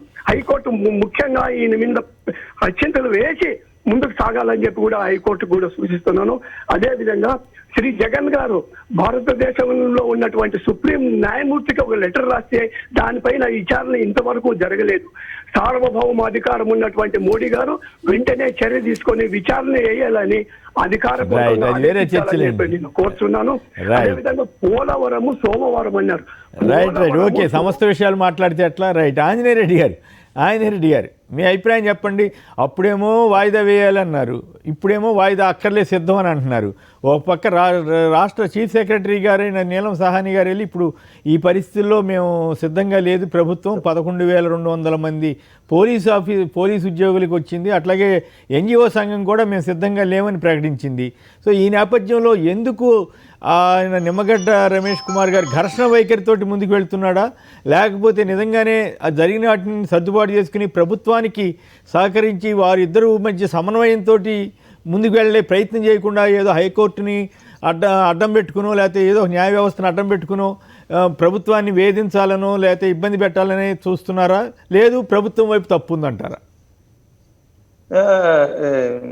కేసీఆర్ గారు, ఈ మధ్య నేను ఒక సీనియర్ అధికార పార్టీ నాయకుడిని కలిశాను. నేను వైఎస్ఆర్సిపి శాసనసభ్యుల్ని. వారు స్పష్టంగా చెప్పారు, రమేష్ కుమార్ గారు ఉన్నన్ని రోజులు మేము ఎన్నికలు నిర్వహించము, రమేష్ కుమార్ ఆధ్వర్యంలో ఎన్నికలు నిర్వహించడానికి మేము సిద్ధంగా లేము. ఆయన రిటైర్ అయిన తర్వాతనే, మళ్ళా కొత్త జిల్లాలు ఏర్పాటు అయిన తర్వాతనే మేము ఎన్నికలకి వెళతాం తప్ప రమేష్ కుమార్ ఉన్న సమయంలో మేము ఎన్నికలు నిర్వహించమని చాలా స్పష్టంగా ఉన్నారు వాళ్ళు. అధికార పార్టీ స్పష్టంగా ఉంది, ప్రభుత్వం కూడా స్పష్టంగా ఉంది. మనమే చాలా కన్ఫ్యూజ్ గా మనం ఈ డిబేట్లు జరుపుతున్నాం. రెండోది చాలా దురదృష్టకరం, ఒక రాజ్యాంగ వ్యవస్థ మధ్య, రాష్ట్ర ప్రభుత్వం మధ్య ఈ విధమైన పరిస్థితులు నెలకొల్పడం ఏదైతే ఉందో ఇది ఏమాత్రం ప్రజాస్వామ్యానికి మంచిది కాదని అందరి అభిప్రాయం, నా అభిప్రాయం కాదు, అందరి అభిప్రాయం. కేసర్ గారు, రమేష్ కుమార్ గారి విషయంలో మాకు కూడా చాలా అనుమానాలు ఉండేది. వారు మొదట ఎలక్షన్ నోటిఫికేషన్ ఇచ్చి ఎన్నికలకి వెళ్ళిన తర్వాత చాలా ప్రాంతాల్లో 80%, ఒక జిల్లాలో అయితే 80%, రాయలసీమ జిల్లాలో మీకు తెలిసి 80% ఏకగ్రీవాలు. బహుశా మిత్రుడు సోదరుడు రామ్ భూపాల్ గారు ఇంకా ఎక్కువ విషయాలు చెప్పగలరు. ఎందువల్లంటే నేను రాయలసీమ గురించి ప్రస్తావిస్తున్నాను కాబట్టి వారి అక్కడ ఉండే వ్యక్తి, వారికి ఇంకా ఎక్కువ తెలిసి ఉంటుంది. పంచాయతీలు ఏకగ్రహం కావడంలో కొంత ఆశ్చర్యం అక్కర్లేదు. ఎందువల్లంటే ఏ పంచాయతీ ఏకగ్రహం అయినా కానీ ప్రభుత్వం నుంచి ఆ పంచాయతీ జనాభాను బట్టి 5 లక్షలు, 10 లక్షలు, 20 లక్షలు వస్తుంది. అది గ్రామ అభివృద్ధికి ఉపయోగించుకోవచ్చని అక్కడ ఉండే స్థానికంగా రాజకీయాలకు అత్యధికంగా కూర్చొని ఆలోచించి పంచాయతీలు ఏకగ్రీవం చేసిన చరిత్ర మనకు ఉంది. కానీ ఈరోజు ఎంపీటీసీలు, జడ్పీటీసీలు పెద్ద ఎత్తున ఏకగ్రీవాలు అయ్యాయి. కేసర్ గారు, నేను స్వయంగా చెప్తున్నాను, మా నెల్లూరు జిల్లాలో ఒక జడ్పీటీసీ అభ్యర్థి, మా పార్టీ అభ్యర్థి నామినేషన్ ఇస్తే అధికార పార్టీ నాయకుడు ఒక ఆయన బెదిరిస్తూ స్పష్టంగా ఆడియో రికార్డ్ చేశాడు. మావాడు బెదిరించాడు, 10 లక్షలు ఇస్తామన్నాడు. మావాడు ఒప్పుకోకుంటే నీ అంతు చూస్తామన్నాడు. ఆడియో ఆనాటి కలెక్టర్ గారికి ఇచ్చాం. కలెక్టర్ గారు ఎన్నికల కమిషన్ పంపించారు ఆ రోజు రమేష్ కుమార్ గారికి, కానీ ఎటువంటి చర్య తీసుకోలేదు. మాకు చాలా అనుమానాలు ఉండే, ఈయన అధికార పార్టీ తొత్తుగా వ్యవహరిస్తున్నాడు, ఈయన నిష్పక్షపాతంగా లేడు, ఈయన రాజ్యాంగ వ్యవస్థను కాపాడడం లేదు, మాకు అనుమానాలు ఉన్నాయి. మేము ఇప్పటికి కూడా అనుమానాలు ఇంకా మాకు నివృత్తి కాలేదు. కానీ ఎప్పుడైతే రమేష్ కుమార్ గారు ఎన్నికలు వాయిదా వేస్తూ నిర్ణయం తీసుకున్న వెంటనే ప్రభుత్వ పెద్దలకు కంటగింపైంది. ఆ రోజు ప్రభుత్వం వెంటనే ఎన్నికలు జరపాలన్నారు, రమేష్ కుమార్ గారు వాయిదా వేశారు. ఈ రోజు రమేష్ కుమార్ గారు ఎన్నికలు జరపాలంటారు, ప్రభుత్వం లేదు, ఎన్నికలు జరపడానికి లేదు, pandemic situation, second wave, third wave వస్తుందంటున్నారు. ఈ పరిస్థితులు నిజానికి చాలా ఆందోళన కలిగించే విషయం. నేను సుధాకర్ బాబు గారితో ఏకీభవిస్తున్నాను. ఎలక్షన్లు 1 నెల 2 నెలలు పోస్ట్ పోయినంత మాత్రాన పెద్ద నష్టం వస్తుంది, లేదా ఇంకేదో ప్రజాస్వామ్యానికి ప్రమాదం అని అనుకోవడం లేదు. 2 నెలల తర్వాతనే ఎన్నికలు జరగాలి కదా. ఒక రాజ్యాంగ వ్యవస్థ మధ్య, ప్రభుత్వం మధ్య, బ్యూరోక్రసీ మధ్య, లేదా లెజిస్లేచర్ మధ్య ఇటువంటి స్పర్ధ ఉండడం ఏమాత్రం సమంజసం కాదు. నేను ఒకటే చెప్తున్నాను, 2 చేతులు కలిసినప్పుడే శబ్దం చప్పట్లు వస్తాయి. కాబట్టి ఒక్క రమేష్ కుమార్ గారినే అన్ని పాపాల భైరు అనడం, ప్రభుత్వానికి ఏమీ సంబంధం లేదనడం. నేనేమంటున్నా అంటే ప్రభుత్వం చాలా ప్రిస్టేజ్ గా పోతుంది, అదేదో ప్రతిష్టాత్మకంగా తీసుకుంటుంది రమేష్ కుమార్ గారి విషయంలో. ఇది ఏమాత్రం మంచిది కాదు. స్థానిక సంస్థలు ఎన్నికలు జరగాలి. ఏదైనా స్థానిక సంస్థల ఎన్నికలు జరిగినప్పుడే ప్రజాస్వామ్యం పరిపుష్టం అవుతుంది. స్థానిక సంస్థల ఎన్నికలు జరిగినప్పుడే వివిధ వర్గాల నుంచి నాయకత్వం వస్తుంది. నాయకత్వం పెరిగినప్పుడే ఈ రోజు ప్రజా సమస్యలు పరిష్కరించడానికి అవకాశం ఉంటుంది. ఏదేమైనా ఈ రెండింటి మధ్య ఈ వాతావరణం ఏదైతే ఉందో, ఒక రాజ్యాంగ వ్యవస్థ మధ్య, రాష్ట్ర ప్రభుత్వం మధ్య ఉండడం మంచిది కాదు. అయితే బాగానే ఉంది, కానీ టీడీపీలో నుంచి వచ్చిన బీజేపీ ఎంపీని రహస్యంగా ఎన్నికల అధికారి రహస్యంగా కలవడం కానీ అట్లా కాదండి, అట్లా కాదు. మీరు సమర్థిస్తారా ఒక ముఖ్యమంత్రిని, ఒక అధికార పార్టీకి సంబంధించిన వాళ్ళని నోటుకొచ్చినట్లు దూషిస్తూ, ఒక తెలుగుదేశం పార్టీ వారు చేసిన ఆరోపణలన్నింటినీ కలిపి ఒక ఉత్తరం రాయటం, ఇటువంటి చర్యల ద్వారా నిమ్మగడ్డ రమేష్ కుమార్ గారు సరైన వ్యవహారం చేశారని మీరు అనుకుంటున్నారా? ప్రభుత్వంతో సంప్రదింపులు చేయకుండా చేయటాన్ని మీరు సమర్థిస్తారా? వాయిదా వేసిన వెంటనే అధికార పార్టీ నాయకులు ఏ విధంగా మాట్లాడారు? రమేష్ కుమార్ గారికి కులం అంటగట్టారు, బూతులు తిట్టారు, ఆయనకు ఫోన్లు చేసి బెదిరించారు.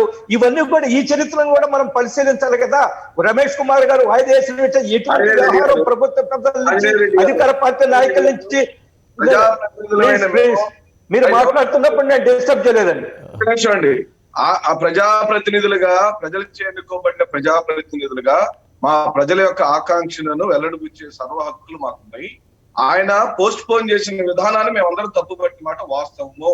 ఇప్పటికీ మేము దానికి కట్టుబడి ఉన్నాము.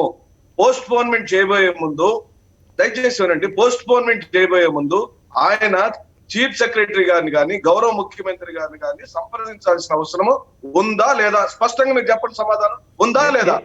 ఉందా లేదా? నేను వస్తున్నాను. ఉందా లేదా? నేను చెప్పడం కాదండి, నేను ఉందా లేదా చెప్ప. సుప్రీంకోర్టు వ్యాఖ్యానించింది, మీరు ప్రభుత్వం ఎందుకు విశ్వాసానికి తీసుకోలేదని. సుధాకర్ బాబు గారు వ్యాఖ్యల గురించి మీరు మాట్లాడినప్పుడు నేను చెప్తున్నాను sir, I'm coming to that point. Sudhakar Babu గారు నేను వస్తున్నాను.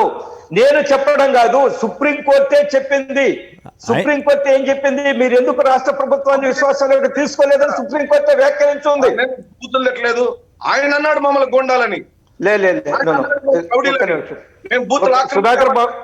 సుధాకర్ బాబు గారు కాదు సార్, గమనించండి, మేము అభ్యంతరం చెప్పిన మాట వాస్తవం, మేమే వెనక్కిపోవటం లేదు. అభ్యంతరం స్పష్టంగా చెప్పాము, ఇప్పటికీ అభ్యంతరమే. కానీ ఆయన రాసిన లేఖ ఏం రాశాడండి? నేర చరిత్ర ఉంది, అత్యున్నత స్థానంలో ఉన్న వ్యక్తులకు ఎవరైనా ఆ అత్యున్నత స్థానంలో ఉన్న వ్యక్తి ఎవరు, ఏమి నేర చరిత్ర ఉందో అది తేల్చుకోకుండా ఆయన రాజ్యాంగ పదవులు ఉంటే ఆయనకి అవమానం. మనందరం దాన్ని సమర్థించినంత మాత్రాన ప్రజలేం పిచ్చాడు కాదు. అలాగే ఏమన్నాడు?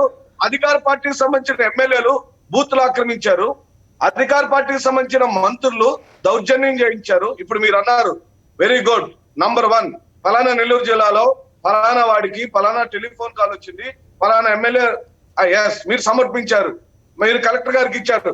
అలాగా SEC చీఫ్ ఎలక్షన్ కమిషనరు తన దగ్గర ఉన్న వివరాలను పొందుపరిచి సవివరమైన నివేదికని కేంద్ర ప్రభుత్వానికి కానీ లేకపోతే అసలు ఎన్నికలు రద్దు చేయమని ఎందుకు అడగలేదు? ఎందుకు వ్యక్తులను నిందించాడు? ప్రజలచే ఎన్నుకోబడిన ప్రజాప్రతినిధులు గోండాలని ఎలా సంబోధిస్తాడు? ప్రజాస్వామ్యంలో మీ అందరూ ఇలాగనే సమర్థిస్తా ఉంటే ఈ పోకడ ఎలా ఆగుతాయి? ఎవరు పెట్టాలి దీనికి ఫుల్ స్టాప్? ఇది రాజకీయ లేకపోతే ఆత్మవంచన చేసుకొని మనందరం డిబేట్ లో కూర్చొని ఇలాగనే మాట్లాడుతున్నావా? నన్ను అంటాడు, రేపు నిన్ను అంటాడు. రైట్. అన్నిటి మించి ఒక్క నిమిషం, రాంభూపాల్ గారు కూడా మాట్లాడిన తర్వాత అన్నిటి మించి ఆంజనేయ రెడ్డి గారు తెలివిగా ఒక విషయాన్ని విస్మరిస్తున్నారు. 2018లో భారతీయ జనతా పార్టీ, తెలుగుదేశం పార్టీ కలిసి ఉన్న ప్రభుత్వం ఎన్నికలు పెట్టవలసి ఉండగా కనీసం 3 నెలల్లో పెట్టండి అని హైకోర్టు ఆదేశాలు ఇచ్చినా కూడా ఎందుకు నిమ్మగడ్డ గారు పెట్టలేదు? ఎందుకు ఇదే బీజేపీ వారు కానీ టీడీపీ వారు కానీ ప్రశ్నించలేదు? టీడీపీ వారు అంటే వాళ్ళకి ఇంట్రెస్ట్ ఉండొచ్చు, మరి బీజేపీ వారు ఎందుకు ప్రశ్నించలేదు? ఆ విషయాన్ని మాత్రమే సమస్య ఎన్నికలు వెంటనే జరపాలని ఆ రోజు మాట్లాడాం మేము. ఇద్దరు కలిసే ఉన్నారు కదా, అప్పుడు కలిసే ఉన్నారు కదా సార్, అప్పుడు కలిసే ఉన్నారు కదా. Right right. 2018 ఫిబ్రవరిలో బయటకు వచ్చాం కేఎస్ఆర్ గారు, మేము కలిసి ఉన్నప్పుడు మాట్లాడాము. బయటకు వచ్చిన తర్వాత స్థానిక సంస్థల ఎన్నికలు పెట్టాలని మాట్లాడాము. ఈ రోజు కూడా స్థానిక సంస్థల ఎన్నికలు జరగాల్సిన అవసరం ఉందని మాట్లాడాము. పరిస్థితులను అంచనా వేసి ఏ పరిస్థితుల్లో మనం ముందుకెళ్ళగలం, ఏ విధంగా తగిన జాగ్రత్తలు తీసుకోగలం. నేనేమంటున్నా అంటే, కేంద్ర ప్రభుత్వము నవంబర్ 30 వరకు స్కూళ్లు తెరవద్దన్నారు, కానీ రాష్ట్ర ప్రభుత్వం తగిన జాగ్రత్తలు తీసుకుని స్కూళ్లు తెరుస్తున్నారా లేదా?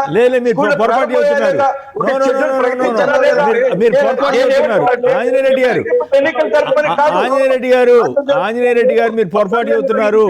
తల్లిదండ్రులు ఒప్పుకోవట్లేదని ఒక సర్వే రిపోర్ట్ ఇచ్చారండి ఆంజనేయ రెడ్డి గారు. ఏబిఎన్ వాళ్ళు ఒక సర్వే నిర్వహించి మెజారిటీ తల్లిదండ్రులు పిల్లల్ని స్కూల్ పంపడానికి ఇష్టపడటం లేదు, ఇప్పుడు స్కూల్ తెరవకూడదని చెప్పారండి వాళ్ళే. కాదు సుధాకర్ బాబు గారు, నా ప్రస్తావన, నా పాయింట్ ఏమిటంటే, రాష్ట్ర ప్రభుత్వాలు స్వేచ్ఛగా నిర్ణయం తీసుకోవచ్చు స్కూళ్ల విషయంలో, చెప్పారు. అంతేగాని నవంబర్ 30 దాకా మూసేయమని చెప్తే ఖచ్చితంగా చెప్తున్నాను సార్. చెప్పినప్పటికీ కూడా మీరు తగిన జాగ్రత్తలు తీసుకొని, మీరు నిర్ణయం తీసుకొని స్కూల్స్ ఓపెన్ చేశారు. తగిన జాగ్రత్తలు తీసుకొని శానిటైజేషన్, తగిన జాగ్రత్తలు, పిల్లల ఆరోగ్య విషయంలో తగిన జాగ్రత్తలు తీసుకొని స్కూల్స్ ఓపెన్ చేశారు. అదే సమయంలో 1 నెల తర్వాత 2 నెలల తర్వాత మీరు తగిన జాగ్రత్తలు తీసుకొని స్థానిక సంస్థల ఎన్నికలు జరపచ్చు. మీ ఇద్దరి మధ్య ప్రిస్టేజ్ ఉండాల్సిన అవసరం, అహానిగా పోవాల్సిన వ్యక్తిగత ప్రతిష్టకు పోవాల్సిన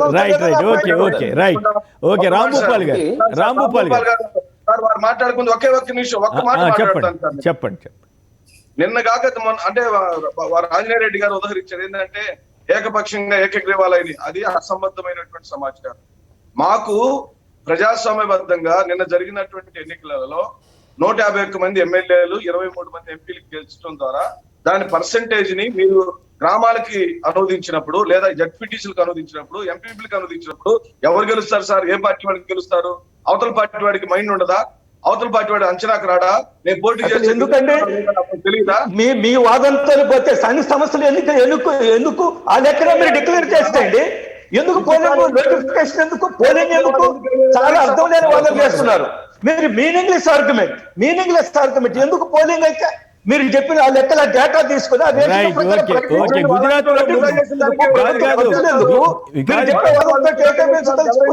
ఆంజనేయ రెడ్డి గారు, గుజరాత్ లో బీజేపీ ప్రభుత్వం ఉంది.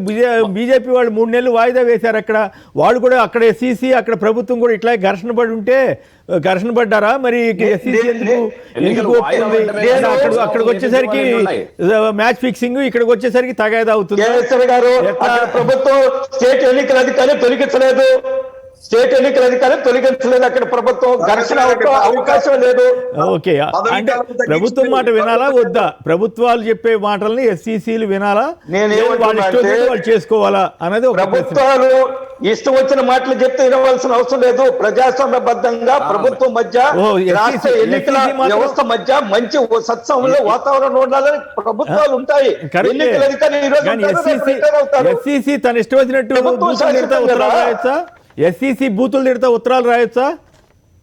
నేను ఒక్క నిమిషం అండి, నేను ముందే చెప్పాను. ఆయన్ని వాయిదా వేసిన వెంటనే ఇక్కడ అధికార పార్టీ నాయకులు బూతులు తిడుతూ ఏం చేశారు? సోషల్ మీడియాలో ఏం మాట్లాడారు? పరిగణలోకి తీసుకుని అందుకనే చెప్పాను, 2 చేతులు కలిస్తేనే చప్పట్లు అవుతుంది, 2 చేతులు కలిస్తేనే చప్పట్లు అవుతుందని చెప్పాను. హైదరాబాద్ నుంచి ఒక లైన్ లో ఉన్నారు, ఒక్క నిమిషం. భాస్కర్ గారు నమస్కారం, మాట్లాడండి. భాస్కర్ గారు, హలో. Right, okay. రాంభూపాల్ గారు, ఇప్పుడు అఫిడవిట్ మన ఎన్నికల కమిషనర్ గారు హైకోర్టుకి ఇచ్చిన ఎన్నికల అఫిడవిట్ నేపథ్యం కూడా మనందరూ తెలుసు. ఒక అడ్వకేటు పంచాయతీ ఎన్నికల వాయిదా గురించి, పంచాయతీ ఎన్నికలు ఎప్పుడు నిర్వహిస్తున్నారనే దాని మీద ఆయన కోర్టుకు పోయినాడు. దాని మీద కోర్టు సిఈసిని విచారణ అడిగింది, ఏ సమాచారం అని. దాని మీద రాజకీయ పార్టీల సమాచారం తీసుకున్నారు. తర్వాత ఈరోజు ఎన్నికలు నిర్వహించడానికి మేము సిద్ధంగా ఉన్నట్టుగా ఆయన ప్రకటించినట్టు అఫిడవిట్ లో ప్రకటించినట్టుగా మనకు తెలుస్తుంది. వాస్తవంగా మేము ముందు నుంచి చెప్తున్నాం, వివాదాలకు తావులు లేకుండా స్థానిక సంస్థల ఎన్నికల్ని జరపండి. అయితే ఈ రోజు ఉన్నటువంటి ప్రత్యేకమైన పరిస్థితి ఉంటుంది. కరోనా నేపథ్యంలో ఎన్నికలు వాయిదా పడ్డాయి. కరోనా నేపథ్యంతో పాటు ప్రస్తుతం వరదలు, చాలా జిల్లాల్లో తీవ్రమైన వర్షాలు రావడం, రోడ్లు డ్యామేజ్ అయిపోయినాయి, విద్యుత్ సదుపాయం దిగిపోయింది, పంటలన్నీ నాశనం అయిపోయినాయి. తర్వాత కొన్ని జిల్లాల్లోనేమో వ్యవసాయ పనులు ప్రారంభమైనాయి. అదేవిధంగా స్కూళ్లు రీఓపెన్ జరుగుతున్నాయి. ఇంకా ఆఫీసులు పూర్తి స్థాయి పనిలో చాలా చోట్ల ఆఫీసర్స్ పూర్తి స్థాయి పనిలో లేరు. ఇట్లాంటి ప్రత్యేకమైన పరిస్థితులన్నింటినీ విచారించి ప్రభుత్వంతో సంప్రదించి సమన్వయం చేసుకొని మీరు ఎన్నికలకు నిర్వహించండి అనేది మా పార్టీగా మేము చెప్పింది. కానీ ఈరోజు అక్కడ ఎన్నికల కమిషనర్ ఇచ్చిన అఫిడవిట్ లో అనవసరమైనటువంటి అనేక వ్యాఖ్యానాలు కూడా జోడించబడినట్టుగా మనకు ఇప్పుడు పత్రికల్లో వచ్చిన సమాచారం లేదా ఆయన ఇచ్చిన అఫిడవిట్ చూస్తే కూడా కనపడుతుంది.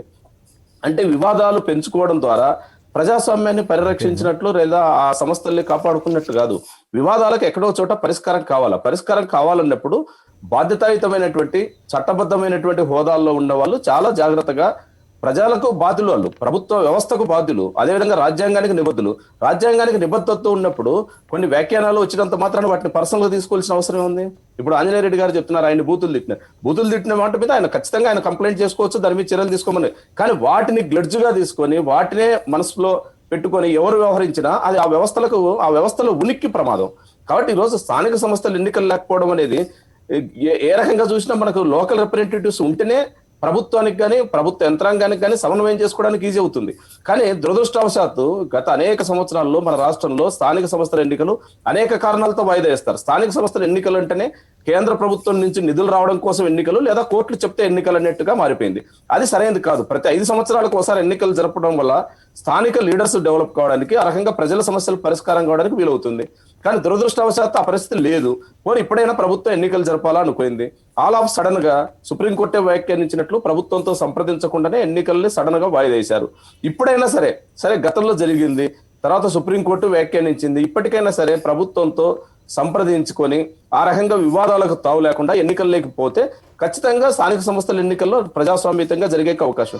కానీ ఇంత వాద ప్రతివాదాలు, ఇంత వివాదాస్పదం చేసిన తర్వాత ఎన్నికలకు పోతే ఆ ఎన్నికలు సజావుగా జరుగుతాయని, ఈ ఎన్నికల్ని ప్రభుత్వం కానీ అటు ఎన్నికల కమిషన్ కానీ ప్రజాస్వామ్యత నిర్వహిస్తారని అనుకోగలమా? ఆ రకమైన అనుమానాస్పదాలు పెట్టి ప్రజాస్వామ్యాన్ని ఏం కాపాడతారు? కాబట్టి మేము కోరుతున్నది వివాదాలను పరిష్కరించండి, వివాదాలతో ముగించండి. దానికి ప్రభుత్వ యంత్రాంగం జోక్యం చేసుకోవాలా, ప్రత్యేకంగా ఎన్నికల కమిషనర్ గారు కూడా తన బాధ్యతను గుర్తించాలా. తన బాధ్యతను గుర్తించకుండా ఒక ఇతరులలాగా మాట్లాడడం అనేది ఆ హోదాకు గౌరవం కాదు. వాటి వ్యక్తిగత నిందారోపణలకు పరిమితం కాకుండా వ్యవస్థను పరిరక్షించేటువంటి బాధ్యతను ఆయన తీసుకోవాలా. దానికి ఖచ్చితంగా ప్రభుత్వం వ్యవహరించాలా. అదేవిధంగా ప్రజలు కూడా అన్ని విషయాలు గమనిస్తారు సార్. ఇప్పుడు సుధాకర్ గారు చెప్పినట్లు ఖచ్చితంగా ప్రజలు అన్ని విషయాల్ని గమనిస్తారు. కానీ గతంలో ఎన్నికల్లో మాకు మెజార్టీ వచ్చింది కాబట్టి ఆటోమేటిక్గా అన్ని మెజార్టీ అవుతాయి అనుకోవద్దండి. ఎప్పటికెప్పుడు పరిస్థితులు మారుతుంటాయి. ఆ పరిస్థితుల్లో అనుకూలాలు రావచ్చు, ప్రతికూలాలు కూడా రావచ్చు. ఓ సందర్భంలో ఢిల్లీలో మనం చూసినాం, ఢిల్లీ పార్లమెంట్ లో క్లీన్ స్వీప్ చేసింది బీజేపీ. కానీ ఆ తర్వాత జరిగినటువంటి ఆమ్ ఆద్మీ ఎన్నికల్లో టోటల్ రిజల్ట్స్ వచ్చినాయి, అంతా 6 నెలల్లోపే. కారణం ఏమిటి? అనేక కారణాలు ప్రభావితం చేస్తాయి. అందులో స్థానిక సంస్థల ఎన్నికల్లో చాలా ప్రభావం చేసే అంశాలు ఉన్నాయి. ఏకగ్రీవాలు కూడా కావచ్చు కొన్ని చోట్ల, లేదా రేపు ఎన్నికలు జరిగితే మెజార్టీ కూడా రావచ్చు ఓ పార్టీకి. అధికారంలో ఉన్న పార్టీకి సహజంగా ఇప్పటి వరకు జరిగిన స్థానిక సంస్థల ఎన్నికల్లో మెజార్టీ వస్తుంది. కానీ ఇక్కడ సమస్య ఏమిటంటే ఏకగ్రీవాలు జరిగిన కొన్ని ప్రాంతాల్లో దౌర్జన్యాలు జరిగినాయి, హింస జరిగింది అనేటువంటి చర్చ జరిగింది. వాటి మీద ఖచ్చితంగా విచారించాలా, చర్యలు తీసుకోవాలా. బాధ్యతాయుతమైన స్థానాల్లో ఉన్న వాళ్ళు ఖచ్చితంగా దానికి చర్యలు తీసుకోవాలి. కానీ అప్పుడేమో సైలెంట్ గా ఉండి తీరా అన్ని అయిపోయిన తర్వాత ఇప్పుడు హింస జరిగింది, లేదా అప్పుడేదో దౌర్జన్యాలు చేసినారు ఎంపీలు ఎమ్మెల్యేలు ఫలానా వాళ్ళు, ఇప్పుడు మాట్లాడితే ఉపయోగం. ఆయన బాధ్యతాయుత స్థానంలో ఉన్నాడు, ఆ రోజే కంప్లైంట్ చేయించుండొచ్చు, ఆ రోజే దాని మీద చర్యలు తీసుకుండొచ్చు. అంటే ఇక్కడే అవకాశవాదం కనపడుతుంది. ఇక్కడే ఏదో అంతర్గతంగా ఇంకోటి ఏదో జరుగుతుందా అనేటువంటి అనుమానాలకు అవకాశం ఉంది. ఆ వివాదాలకు లేకుండా పరిష్కారం చేయాలనేది మేము కోరుకుంటున్నాం. Right, okay. రత్నాకర్ గారు, ఆంజనేయ రెడ్డి గారు, సుధాకర్ బాబు గారు, రాంభూపాల్ గారు అందరికి కూడా ధన్యవాదాలు. ఇది నేటి వార్తా విశ్లేషణ కార్యక్రమం. నమస్కారం.